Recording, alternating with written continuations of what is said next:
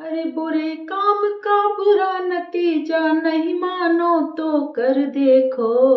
जिसने जिसने बुरा किया है जाकर उसका घर देखो।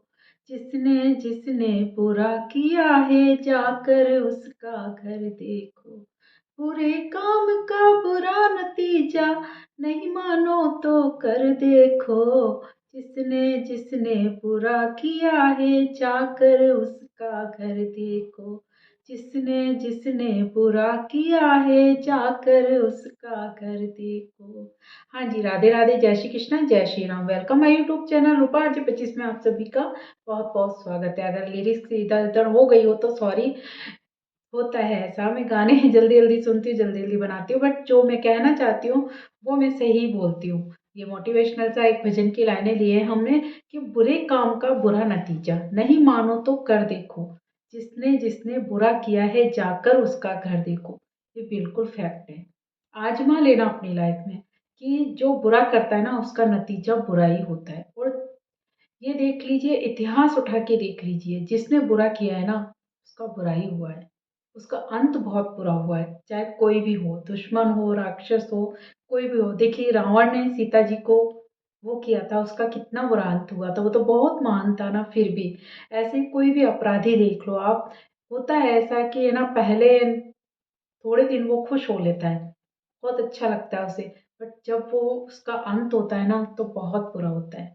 आप इतिहास में ले लीजिए, कौरव पांडव का ले लीजिए, द्रौपदी का कितना अपमान किया गया था बड़ी सभा में, और सब कुछ छीन लिया था। पांडवों ने बहुत दिन तक भुगता भी था, बट लास्ट में जीत किसकी हुई थी? पांडवों की, क्योंकि कौरवों ने बुरा किया था, स्त्री का अपमान किया था। तो उनकी मौत कैसे हुई थी? पूरा खानदान नष्ट हो गया था। तो बुरा काम जो कर तो लेते हैं हम, खुशी मिलती है उस टाइम तो कि नहीं हमने बहुत बुरा कर लिया, मतलब बहुत अच्छा किया अपनी नज़र में, और करके हम बुरा आए, घर आके खुश भी होते हैं। और थोड़े दिन का ही होता है, कहते हैं कि इन सब की खींच के 10 साल, जो अपराध करते हैं ना 10 साल, या खींच के ले लो तो 20-21 साल, इसके बाद बहुत बुरा अंत होता है।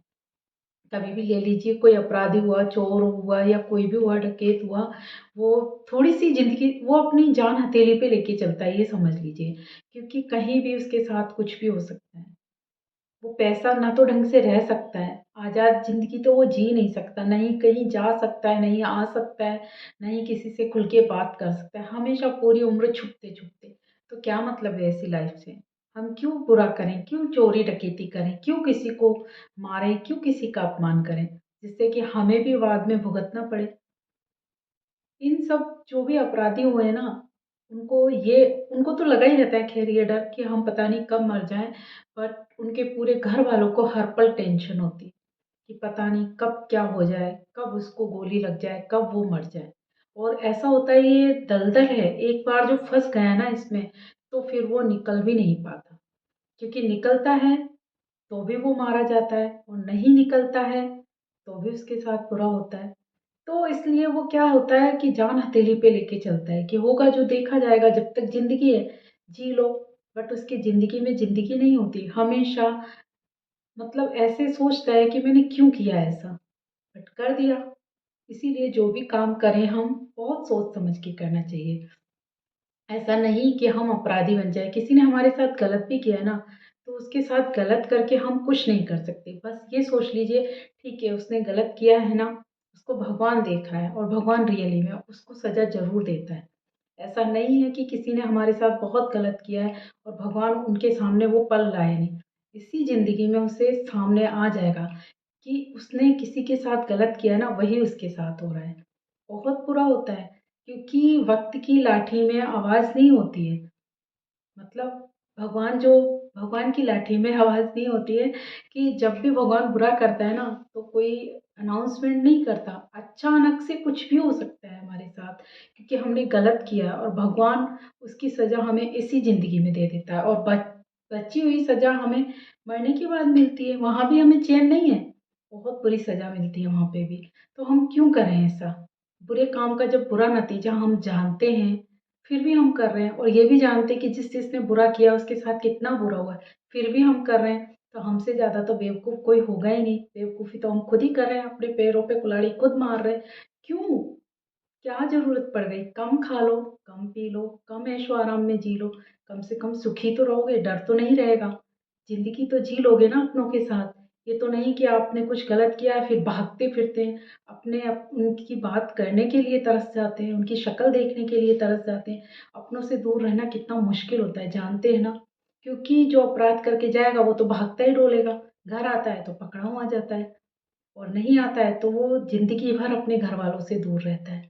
किसी को भी देख लीजिए, जितने भी गैंगस्टर हुए हैं, छोड़ के वतन भागते हैं, या तो वो पकड़ के आते तो जेल में, या फिर छिपते हुए डोलते हैं। बहुत किसी का नाम नहीं लेना चाहूँगी, बहुत ऐसे हुए हैं जिनका अपराध ऐसा है कि वो पूरा खानदान नष्ट हो गया है उनका। कहीं तो थोड़े दिन पहले जिनका इतना राज चलता था ना, वो बाद में ये सोच लो कि ऐसी मौत मरे हैं कि उनको पानी भी नहीं मिला। क्या मतलब है ऐसे? ऐसा क्यों करें हम? अच्छा करते हैं ना, उन लोगों को तो ये होता है कि ठीक है वो इतना अच्छा है तो उसका सब साथ देते हैं, सब उसके पास आते हैं, उनका नाम लेते हैं, तो हम अच्छा ही करें ना। जब बुरा करने से बुरा हो रहा है, हम खुद देखते हैं उदाहरण, जिनने बुरा किया उनका घर को देखते हैं जलता हुआ, बर्बाद होता हुआ, उसको देख के भी हम नहीं संभल रहे, तो हमसे ज़्यादा तो बेवकूफ़ कोई होगा ही नहीं। जानते हुए भी हम ऐसा कर रहे हैं। हाँ, अनजाने में भी अगर कोई गलती होती है ना, तो उसे सुधार लो, वक़्त रहते सुधार लो।